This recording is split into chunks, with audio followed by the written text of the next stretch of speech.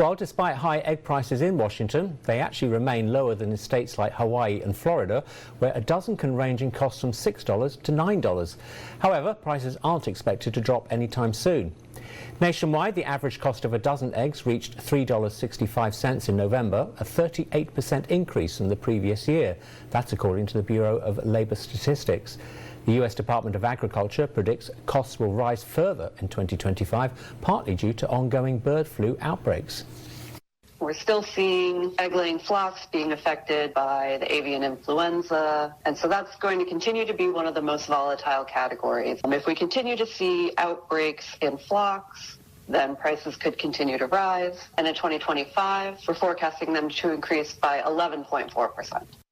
Well, with fewer hens, high demand and limited stock, some stores are even struggling to keep eggs on their shelves. For now, prices are likely to stay high as farmers work to recover. Well, earlier today we asked if you believe egg prices will continue to rise for the rest of the year after the recent spike in costs, and it's pretty clear cut. The largest vote from our viewers is that prices will continue to go up over the next year. 46% there, although a sizable number of voters, about 25%, think that they may go down. Well, thank you to everyone who took part in today's poll and for your comments. Sarah Strickland believes prices will continue to rise and writes that they will probably be $20 by the end of the year. Renee Mathis writes she can hardly afford eggs and might get her own chickens, or she might just quit eating eggs altogether. She wants to do whatever is going to hurt the egg industry the most. Mikey Strong writes that egg prices went up when COVID hit and never came down, but now with bird flu they're going to start at a higher price. Laurie Pridmore agrees bird flu is the issue and predicts prices won't change until they get it under control. But Rafael Gomez seems to think that producers just look for any excuse for raising prices.